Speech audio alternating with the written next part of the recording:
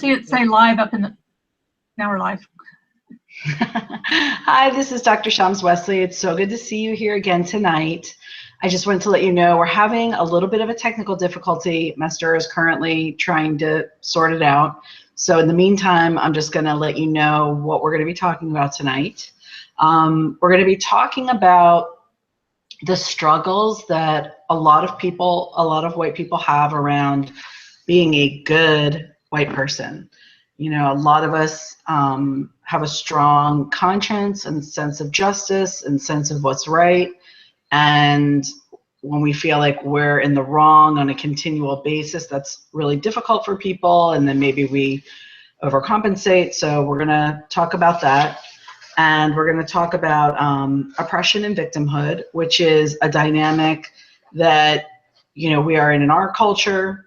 We are in it in so many areas around the world and just in ourselves. And this is one of the things we're going to work on in the healing that we start in the second half of our program. And that's, so tonight is our video to kick off the second half of healing racism within yourself.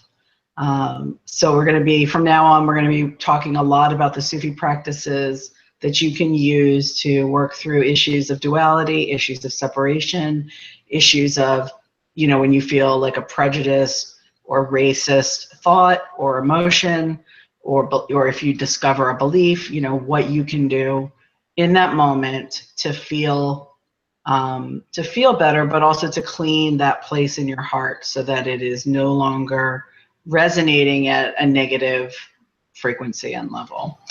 We'll also be talking about the remembrance. We'll do a short demonstration of one way that you can do the remembrance, which is one of the key practices in the Sufi path.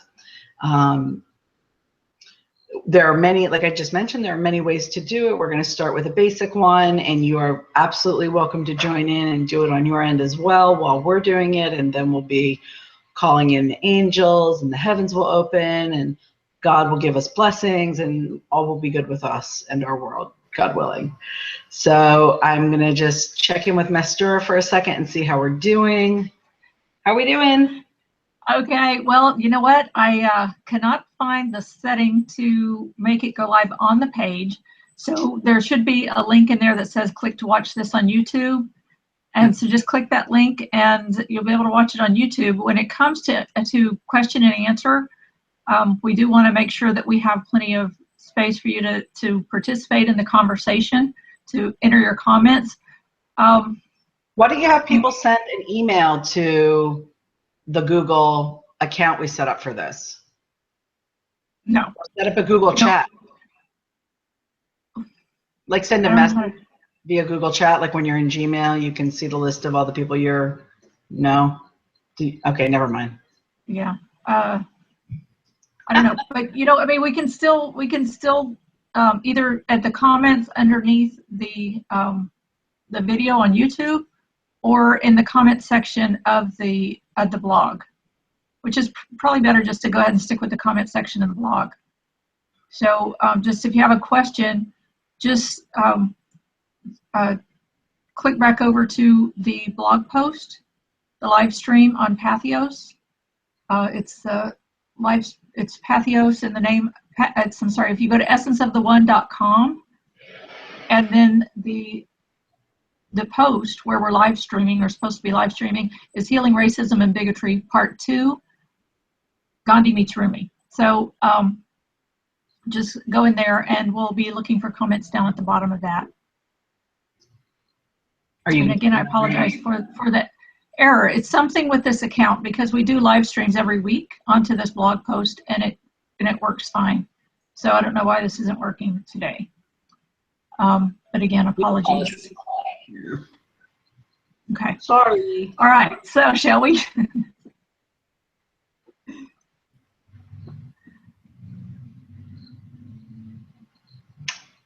Okay. So our first topic is struggles in being a good white person. I'll put quotes around the whole thing this time, because, you know, I mean, I think that everybody who is on this call, interested in this blog, interested in this process, you know, you already have a desire to do the right thing in regards to African Americans and other minorities in America and around the world. And within your own heart. I mean, whatever you sense within your heart, you want to purify it, you want to clean it so that you can be in alignment with what your values are and what your sense of justice is telling you. So in that, you know, it can be really difficult if you're trying to do everything correctly. Sometimes as a white person, we feel beset by the negative imagery about us in Black culture and in the mainstream media these days, you know, in regards to, you know, police officers and in regards to systems that are discriminatory towards African Americans. So I will just speak personally. You know, there are times in my life where I have felt, you know, like, when does it end? When do I get to stop being bad because I'm white? And when do I get to, when am I absolved of the guilt for something that I didn't even do personally, right? I mean, I think a lot of us feel that way. Like, slavery ended 200 years ago, more than 200 years ago. My personal ancestors weren't even in America during slave times. So why am I culpable for what they did and for what is here now? And I do personally have an answer for that for myself, and what I came to over the course of just many years of contemplating that, you know, at times just the feelings of guilt and sadness and shame were just overwhelming for me, because I have Black people in my life that I love, you know, that I really love, and I just felt bad just for being white and participating in the systems that currently exist. I've been benefiting from them for my whole life. You know, it's not fair, and just feeling guilty and sad and shamed because of all of that. And personally, what I came to was, I personally am not responsible for what my ancestors did or anybody's ancestors did. I'm responsible for what I do personally today. So if I am in any way unjust to anybody, I'm responsible for that. And that's something I need to do repentance for, to clean that part of myself. In regards to like systemic racism, which we still absolutely have in this country, and we have it around the world in different manifestations.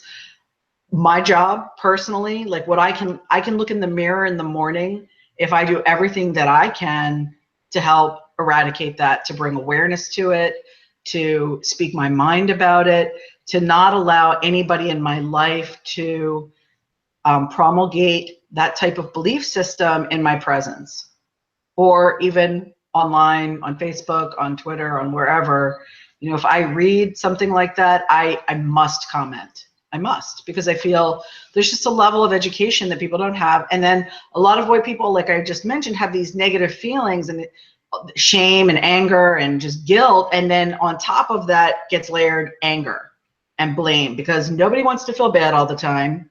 I mean, if you look at any relationship that you've had in your life where you feel like you're always the bad one, eventually that turns into anger because you're just tired of it. So you start pushing back. It's a natural coping mechanism. So, you know, a lot of people today feel that way. So we're just working to create awareness, and that's what I can live with in myself. Like, if I even just doing this video, doing this blog with Mastura feels, for me, it's like I'm doing something to try to help. I don't know how many people it will reach. I don't know how successful it will be, but it's my heart speaking its truth about what I know and what I feel like the world needs, you know, to hear and to be. You know, we need to be in a place of peace and unity and love and mercy and justice with each other. And this is my contribution to that. And God willing, in the future, I'll make more contributions to that. So that's, for me, you know, how I am able to function, you know, with feeling like I'm bad for being white, or not. I don't exactly feel that way, but you know what I'm saying, like with that other piece like hanging over our heads. So, yeah. Mastura, do you have anything to add to that? Yeah, can I ask you a question, actually? And sure. I think this is a conversation worth having. Let's see. There's a little bit of feedback there. Okay, I don't hear it now. So you were talking about, as a white person, you feel like you've been benefiting from a system that is geared toward supporting white people. And now, as we've talked about, we hear a lot of white people will say that, well, gee, all of our tax dollars go to welfare systems, and the majority of the people on the welfare systems are people of color. And so they would say that, gee, what do you mean benefiting from this system geared toward white people when there are so many programs that are supported by the, and I'll just say, by white people who are benefiting Black people. Now, so can you give an example of a part of the system that you feel like you're benefiting from that is supporting white people? Sure. Well, first I want to say one thing to what you actually said. More people on welfare are white than Black or any other minority. So the majority of people benefiting from that system are white. So that's kind of a huge piece of misinformation that floats around that you can always share with someone if they start to go on that track.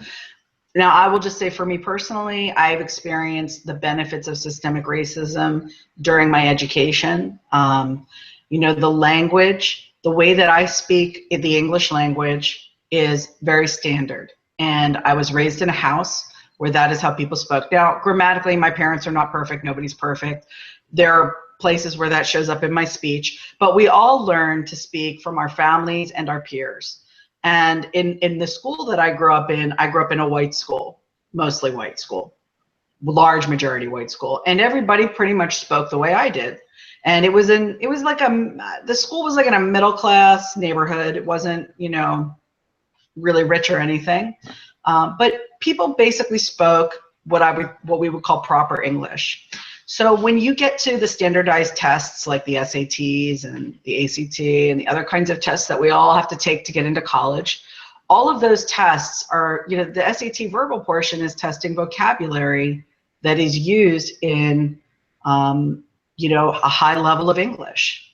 If you're raised in an environment where you're not exposed to that use of the English language, you're speaking a different dialect essentially of the English language, you're just not going to have the benefit that I had growing up where I grew up with the people I grew up with, and the people who made the tests were all white.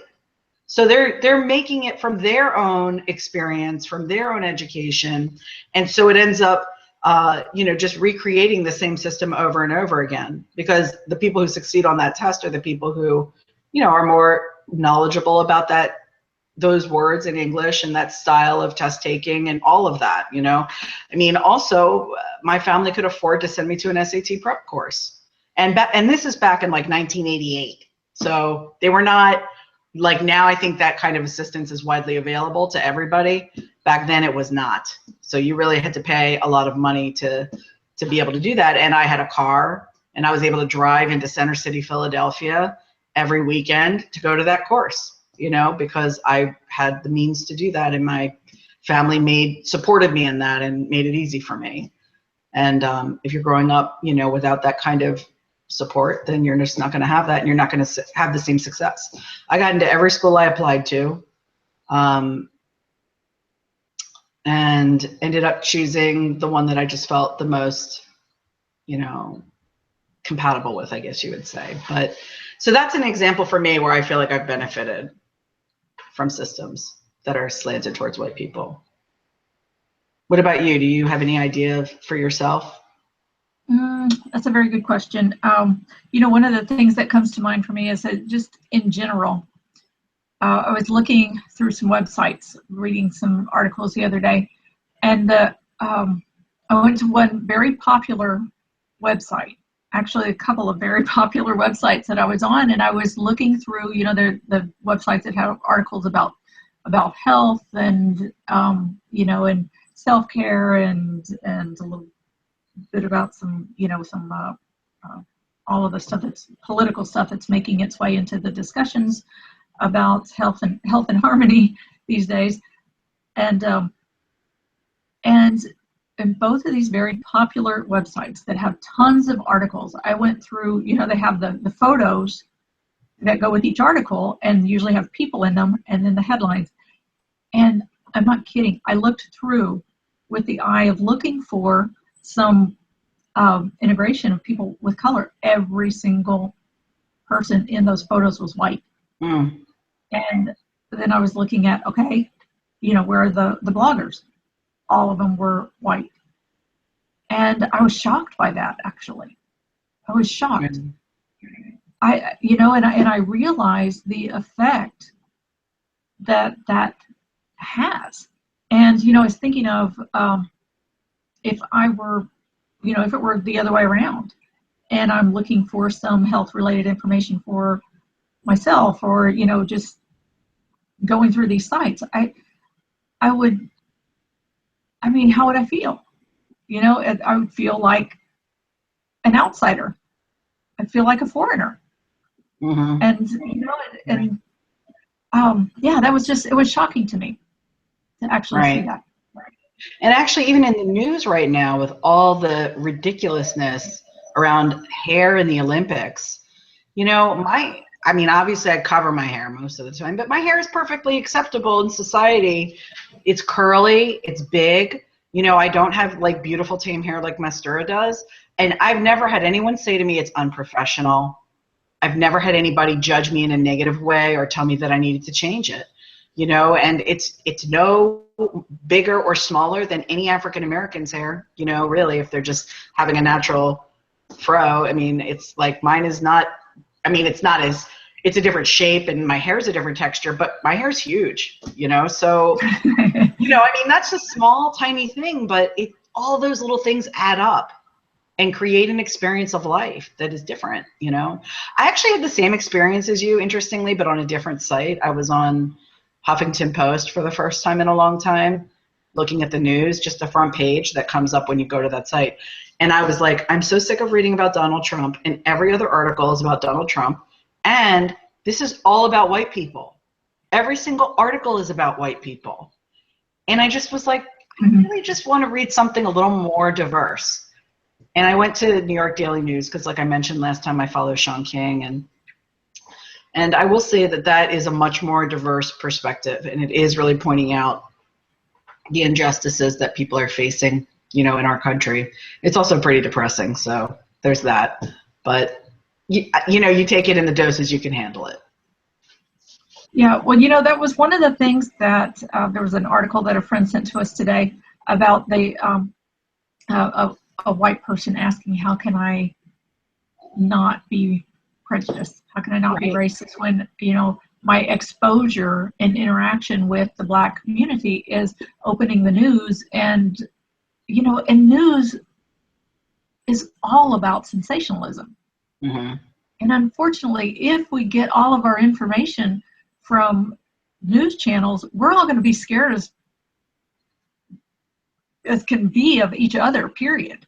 You know, and especially with people of color, because that's what the news shows. It shows the sensationalism and the trauma and the drama. That's what sells. You know, if it bleeds, it leads, right? And so that's where we get our information. That's you know, that's what a lot of people, if you don't, as you know, Shams was talking about, growing up in an area that was not integrated, that, or, you know, not in a predominantly white area, then, you know, that's what your exposure is. That's what you know. That's what you come to believe, you know. And so then we get out into the world, and we decide, hey, you know what, this isn't working, and it's maybe not necessarily true. And so, you know, how can we like open our hearts and our minds to maybe take on a different perspective? And, you know, what Sean started this off talking about, well, gee, you know, one of the natural reactions, I'm going to quote Shams and what she said about this because I like the way she put it when we were talking earlier today, is that, you know, that wanting to become a good white person is a natural function of of having a conscience and caring about justice. But to overcompensate, it's like, all right, so, is it right? And let's move into this discussion if we can, if this is okay. Is it right to, to overcompensate? In some cases it might be that we need to overcompensate with trying to be like extra good, and then other times it's not realistic, it's not healthy, it's not empowering, it's so can we have a conversation about that? When is it right to go out of our way to be good, as opposed to not making the separation? And I say that because by overcompensating for a situation, it's still, in a sense, holding separation. And ideally, I would like to see a world where it just doesn't matter. It's not on the radar. People are people, and we love and respect and care for each other with respect and compassion, and we're just even. We help each other out where we can. So there are fears that are natural and healthy to have, right? So if you see someone, I don't care what color, that you could bring harm to you, then you want to protect yourself. You want to guard yourself. And at the same time, you don't want to assume that if you don't have a reason to assume it. You don't want to assume it based on color. So, we have to use our instincts and our fears for good in a beneficial way. And, so we don't want to say, oh, there's something happening here, and I don't want to appear prejudiced, and that's a person of color, and I feel fears coming up. You don't want to say, oh, well, I shouldn't have any fears, because fears, they have a role, and sometimes, it might be right to have fear. At the same time, you don't want the fear to be solely based on color. Mm-hmm. So I'm rambling a little bit. Let me let you talk. I think that, like, to find the balance partly has to do with being in your heart and your own experience of being in your heart and what that means. So when you're in your heart and you're feeling, you're having an authentic, in the moment, you're just being present with yourself, you're having an authentic reaction when you see something racist happening, you see somebody saying something racist. If your heart leaps and says, no, no, no, then speak your piece. That is, like, for me, that is, your heart is the house of God in your body. And that is God talking to you, saying, give this truth, give this message to all the people. Whereas if you're doing it from your mind and you're doing it because you think you're supposed to, and you're doing it from insecurity and all the things we talked about earlier, like you feel bad, you feel guilty, you feel shame, and you're trying to cover up those negative emotions by being extra good and being a perfectionist, then that is not necessarily, like, that may have some benefit. Like, I'm not going to say don't do it at all, because people do need to hear the truth, and even if your truth isn't coming from a perfect place, it still has value. But I think for each of us in our journey, it's about, where is my heart really right now? What does my heart really need to say? And acting from that place. At the end, and then you won't overcompensate. Then you're going to speak exactly what needs to be spoken. And I've just experienced that in my life so many times, just in interactions with patients and friends, that when I have something my heart needs to say, that I can trust that I know that person's going to receive it, even if it might be difficult on a certain level. Like, I'm worried that they're going to get mad at me, or that they're not going to like what I'm going to say. If I just say it, every single time it's gone well. Every single time. So now I know I can trust that feeling when I have that feeling. So I think for all of us, it's about cultivating that, refining it, and honing it so that it's a really accurate read for you when you feel like you're in a situation. That's what I do. Yeah, great. Yeah, and I do think that I don't really see that many I see some white people overcompensate, what I would call overcompensating in terms of getting really vigilant and sort of like so sensitive that it's almost like hard for people to, you know, be themselves. You know, and those people have a place because they are our most sensitive barometers for racism within white culture. And I value that. And at the same time, you know, that isn't necessarily, I'm not always, like, if I'm exhausted or in my own upset about something, I'm not always in a place to really think about that in the moment. Like maybe I'm just consumed with my own life.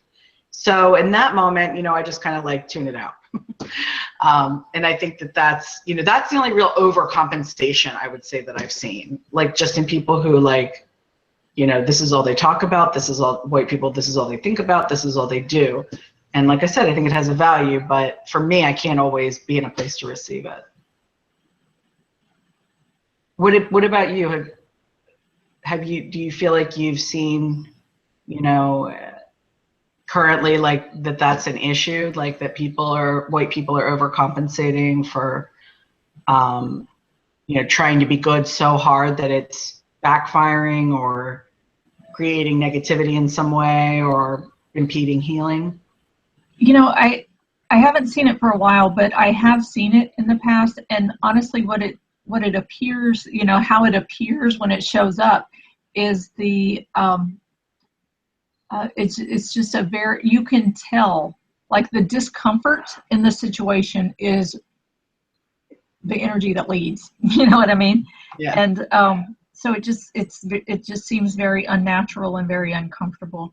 Mm-hmm. And yet I think it's better to make the effort than to not. And like you said, Shams, you'll just, if you know, we just be honest and authentic with how we're feeling, that's great. And sometimes there's a time to open up that conversation and sometimes there's not. And not everybody understands how to just come out with truth in a way that, like you said, it kind of, you know, the discomfort, we try to hide it, and then other things come out that are more, you know, they can be blaming or judging, right, or, you know, offensive. Well, I really liked what Heather McGee said today in that video. So what the video that Mastura and I are referring to, somebody called into CNN, and Heather McGee was she was like answering questions for people, and a white gentleman called in and said that he was prejudiced and that he was afraid of some African American men because of the way they're portrayed in the media, but he, you know, doesn't want to stop with that, but he doesn't really know how to heal it. And at the end he said, you know, can you help me to change, to be a better American?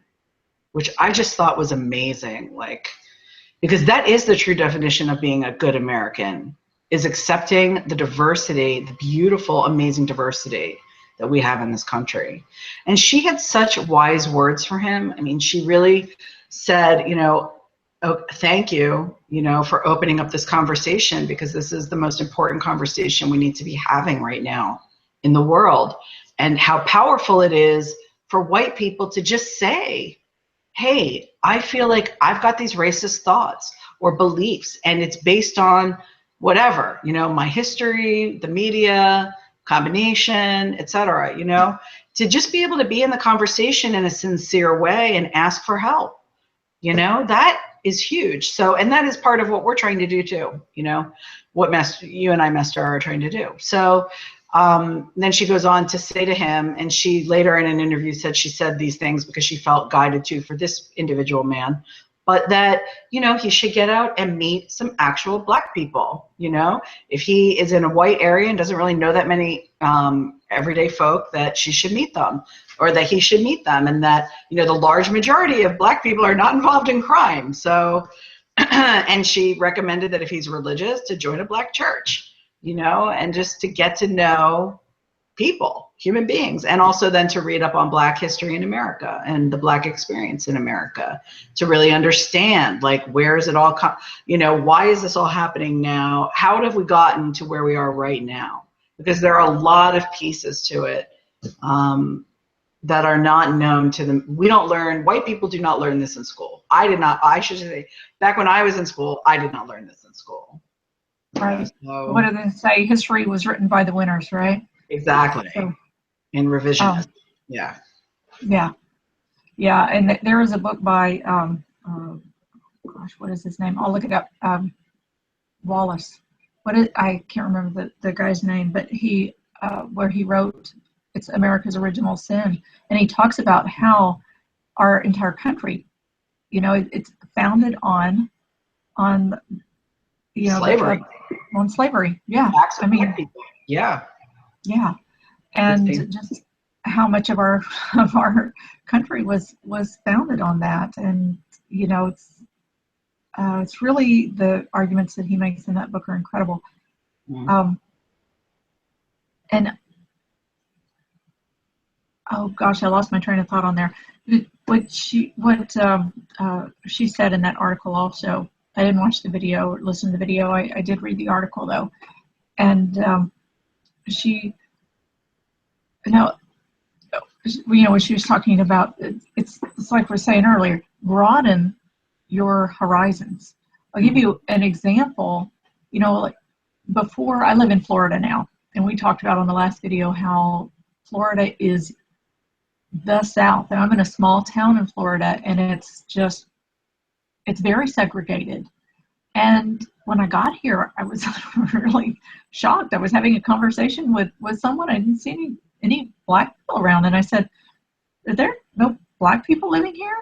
And he said, "Oh yeah, they live here. They live over there on, in that neighborhood." And I was like, "Oh, there's like one little part of town where they live." And I was like, "Oh, you don't find that strange?" And he's like, "No." And I was like, "Really?"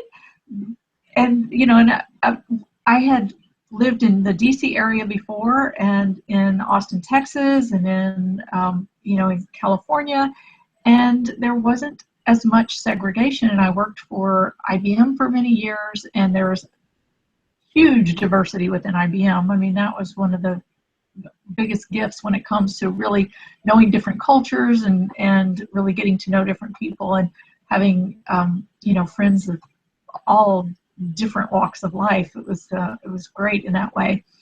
And so I didn't hold the same separation. I didn't see us as separate in the same way.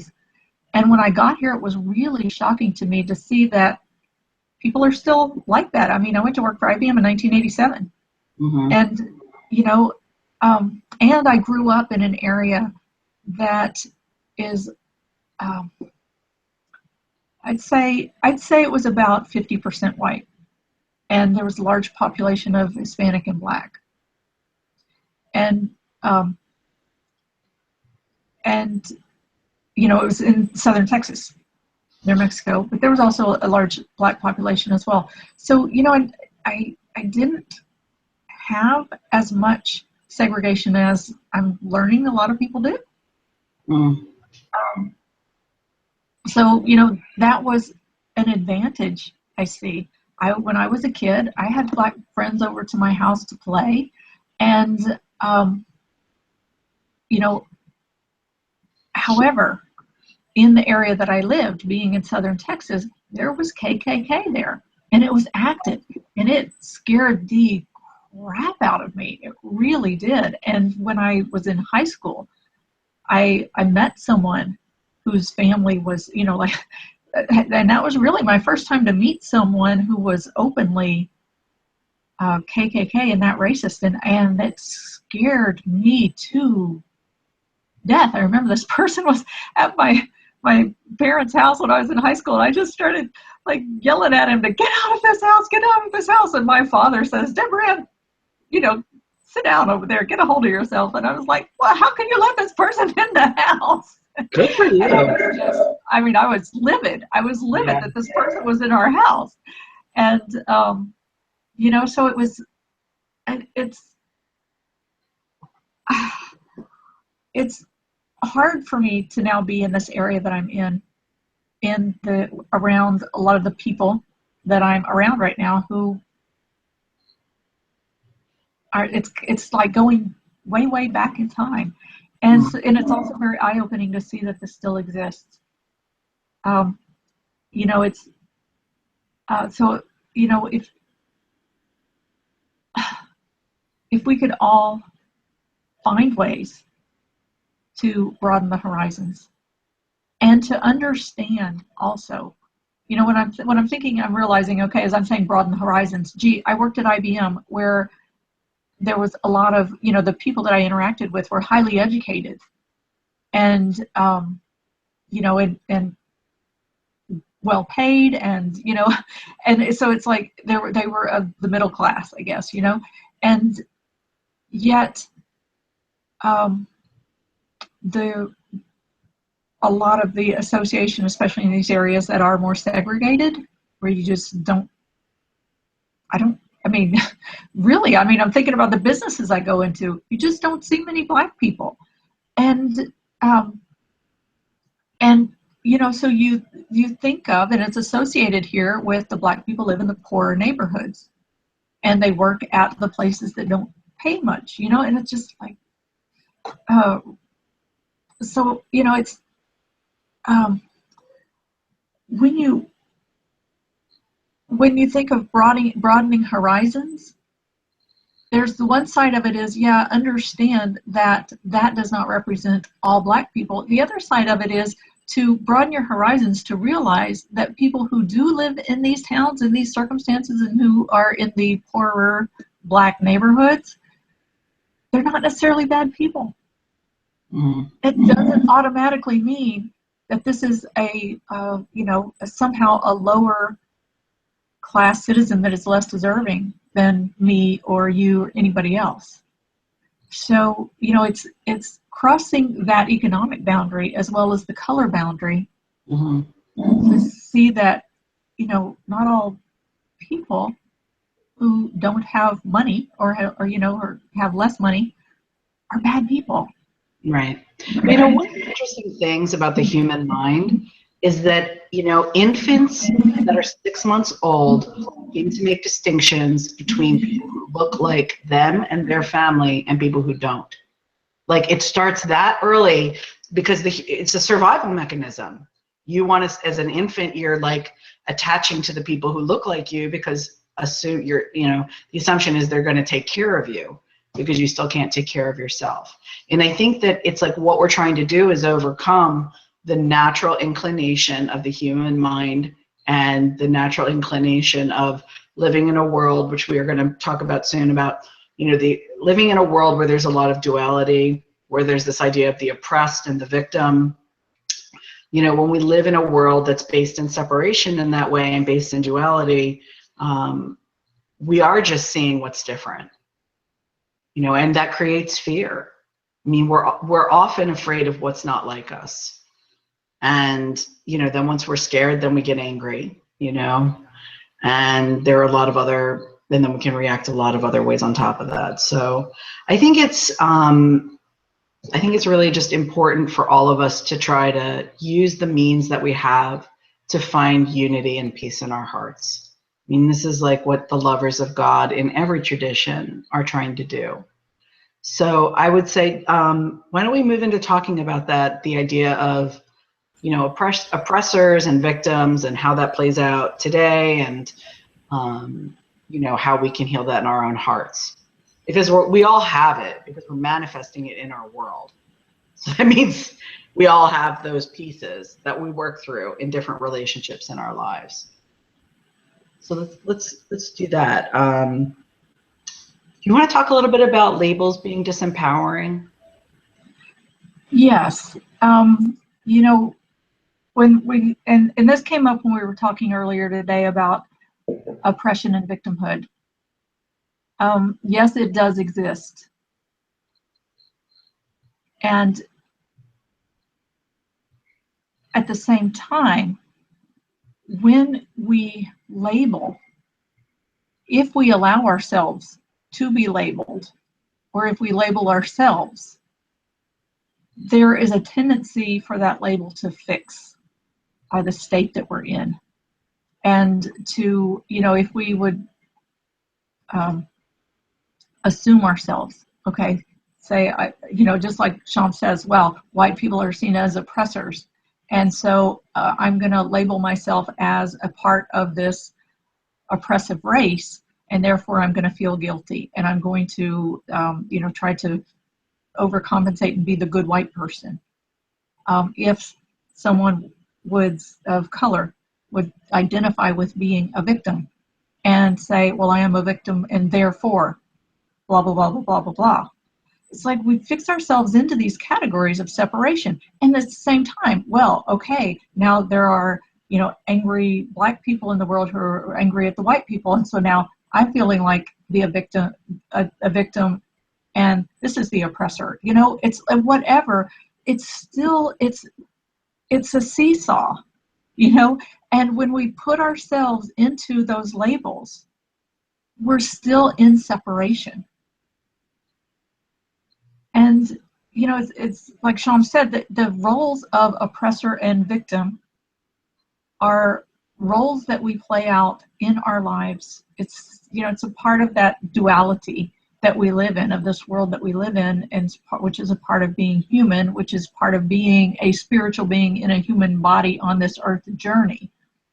This duality, this sense of separation, it's how we play out all of these roles. We play them out on this journey, and it's part of how we, learn the lessons we're here to learn and do what we're here to do in this time, so that our souls can evolve and we can, ultimately return to that place of love with a higher state of consciousness. So that on the spiritual level is a part of what we're here for. I mean, it is what we're here for. It's a part of the journey. So it's really important for us, no matter which side we feel like we're on in any relationship at all. It's very important for us to see beyond the role of oppressor and victim, victimizer. There's a poem by the poet Rumi that says, out beyond ideas of wrongdoing and right doing, there is a field, I'll meet you there. And I love that poem. And ultimately, as Sean's called it, a lover of God, that's the place that we really yearn to be. On this human journey, when we're just trying to figure out how to work it out, we end up in this place of, okay, I feel like a victim, therefore I'm going to, it's like as depending on what we've grown up with, we either play out the roles in our lives of perpetuating the victim, or we overcompensate and become the victimizer. It's what we do. It's what we do as human beings.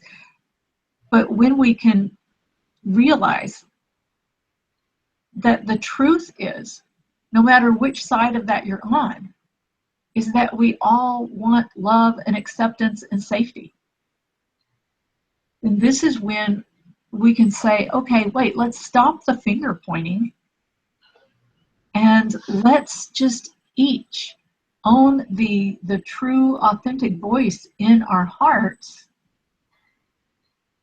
and find that field out beyond ideas of wrongdoing and right doing. That place, the wrongdoing and right doing is the world of the conditional. The right or the wrong, the good or the bad, the black or the white, the up or the down, the in or the out. This world of duality that we live in is that wrongdoing and right doing. That field is that place of the unconditional love of the divine. And ultimately, that's what we're here to return to. It's what we all yearn for. And so, as Sean said earlier, that's one of the things we're going to,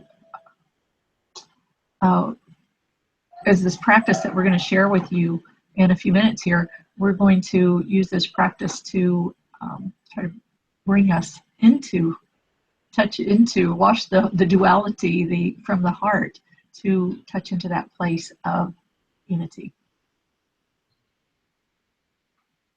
Shams, I think I jumped ahead there. You want to add anything to that? Or? I don't think so.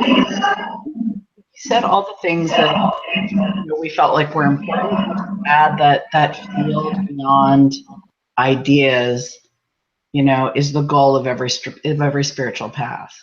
And that is what we are trying to achieve in ourselves in an ongoing way, so that we're continually able to access that place that's beyond duality. And we're continually able to feel that love and connection to everything. That is my goal as a spiritual seeker. I think Mastura would agree. And so that's what these practices help you to do. And the more you do them, the more connected you will feel to that field, to that place that is beyond duality, that is beyond this world, that is beyond what your mind can actually conceive of. Because your mind can't even really understand this place. Because your mind is based in duality. All of our minds are. That's like, even if you think about, even like I said, like it's 6 months old, we're making separation based on appearance. That is how our minds are made.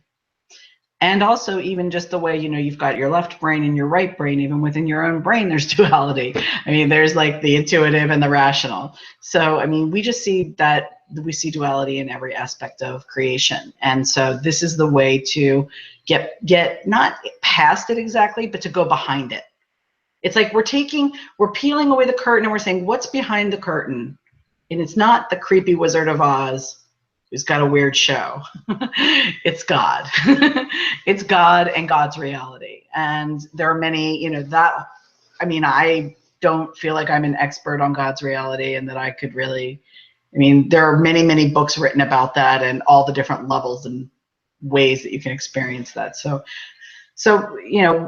separate from that, our goal as seekers is to just touch into that place as often as we can and learn to embody that place as deeply as we can. It's the journey, it's the work of a lifetime. So Mastura and I are going to teach you a practice called remembrance. You've heard us talk about it, you've read our blogs about it. Remembrance is literally remembering God. That is what you're doing. You're remembering the truth. You're remembering the unity. You're remembering the place behind the curtain, so you don't have to get caught in your everyday life in the duality that we're just beset by in our normal lives. So the way that we're going to do the remembrance, there are lots of different ways to do it. The way we're going to do it is called, it's actually a form of unification. So the words that you're going to say are La ilaha illallah, and that's Arabic. What they mean in English is there's nothing. Literally, it says there's no God but God, which is sort of like a Zen koan and kind of hard to understand with your mind. So a better translation would be there's nothing worthy of worship except for God. So the first part of that is actually, pushing away all of the things that are not God in ourselves, saying to ourselves, I am letting go of all of the things that I worship that aren't God. I'm letting go of worshiping beauty and power and success and money and whatever else in life you value. All the things that we value and that we put before God at different times because we're just so consumed with them. So the first part of this remembrance is that. And then the second part is illallah, which means only God. And that's the affirmation. So within this, there are two parts. And, so there's a duality within this actual form of remembrance, but it actually is a statement that testifies to God's oneness. And that is actually you saying God is one, and I am going to touch into that place of unity. So it's a way of unifying the duality. I hope I explained that well, Mastura. Do you have anything you want to add? You did a good job of explaining that. The only thing I would add is that the use of this phrase that Shams is introducing, the La ilaha illallah, it's an Arabic phrase. The Arabic language is a sacred language. The words, the vibrations of the sound, it's like sound healing.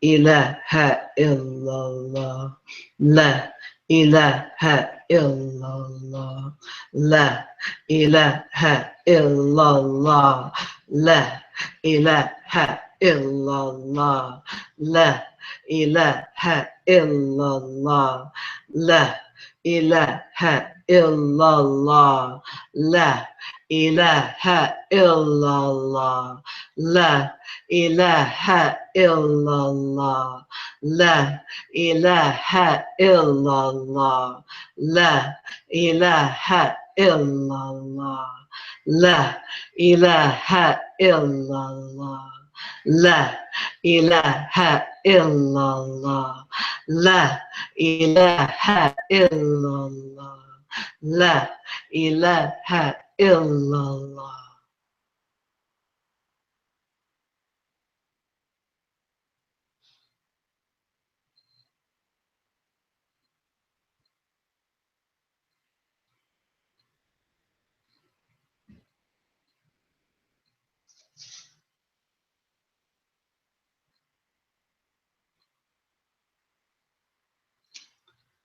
So, you know, when you're doing the remembrance, as Mastura said, you're letting the vibration of the sounds be medicine for you. And you're letting those vibrations enter into every cell of your heart. And sometimes what I do is I visualize every cell in my body has a mouth, and it's doing the remembrance with me. Like, it isn't just my mouth that's doing it or my mind that's doing it. It's my entire body. And the other piece that I wanted to just mention is that the remembrance is a place where, you know, this is your home. This is a place where you need to be completely comfortable, letting your heart express whatever it wants to express in that moment. So if your heart is angry, you know, you can let that, it's like you're having a conversation with God. You're actually in communion with God as you're doing it. You're not just like by yourself on a mountain. God is with you. God is closer to you than your carotid artery, which is your source of consciousness. So, you know, you let what needs to come out of your heart come out, and you stay aligned with your connection with the divine at the same time. And you just let it wash from your heart, whatever you need to wash from your heart. Sometimes, like when I was doing it just now, I wasn't really washing anything. I was just feeling joy. I was just feeling joy in the connection. So that's a lovely way. I mean, God loves us to remember him however we remember him. So there's no right or wrong way to do it. Would you like to add anything, Mastura?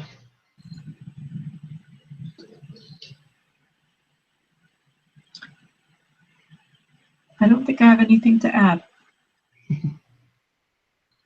Yeah.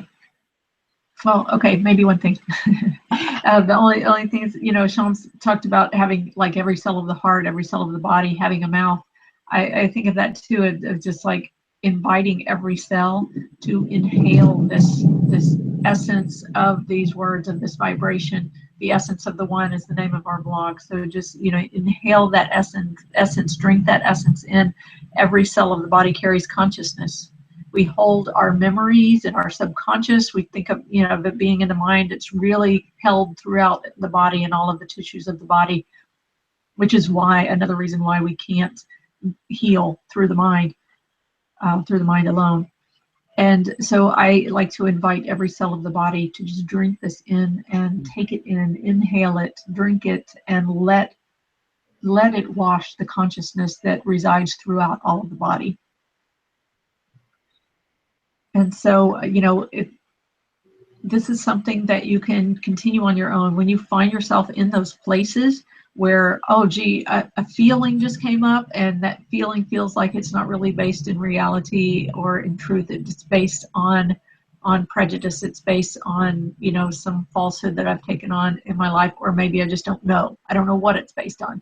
This is a practice that you can just do in the moment, just, you know, even quietly to yourself. La ilaha illallah, or in reflection at the end of the day, you know, okay, this came up for me today. I'm going to sit in this remembrance and ask this vibration, ask these words, ask this, you know, the intention. Just make the intention that this clear away the falsehoods from this consciousness, from where it lives in your body. Sorry, this is my cat who has to be a part of everything I do here. Sorry. So, but wherever it lives in your consciousness, just invite the vibration to wash, and you know, and ask that it return you to truth, that it give you clarity on what's real and what's not, and return you to love and compassion, no matter what. Beautiful. So we invite all of you to just make comments. If you haven't done so already, let us know that you're here. If you have any questions, we can answer them. If not,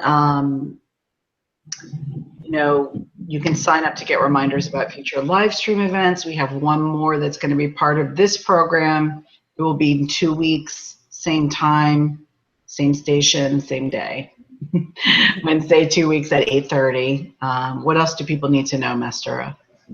Well, so how you can get to that, there's a couple of different ways to be notified. You can subscribe to the Essence of the One blog. If you go to essenceoftheone.com, on that blog post, on the right sidebar is a place where you can enter your email address, and you'll get, I think it usually comes as a daily digest, for, but it, you know, whenever we post something, you'll get an email.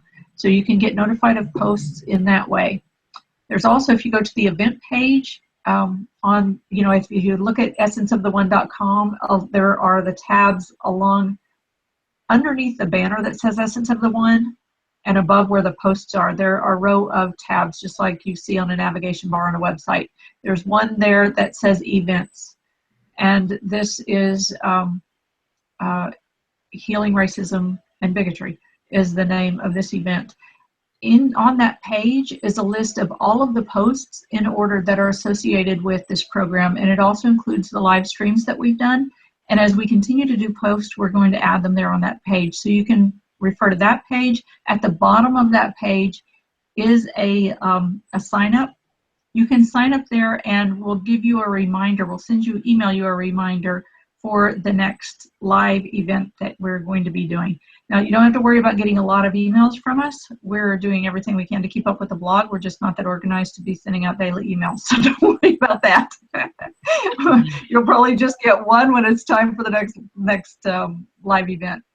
And so you'll get a reminder to your email. And of course, if it does get to be, if we get super organized and it gets to be too much, you can always unsubscribe. But, not that you would want to. Okay, so I just gave you a few different ways that you can get caught up. Oh, and the Facebook page. On there, you'll also see a link to a Facebook group where if you join us in that Facebook group, where you can have, I think it's underneath this video on YouTube also, but there's a link to a Facebook group. Join us in that Facebook group, and we can have more ongoing discussion there as well. Yay. Thanks so much for joining us, everyone. We hope you have a beautiful night. Yes, thank you for your time. Peace.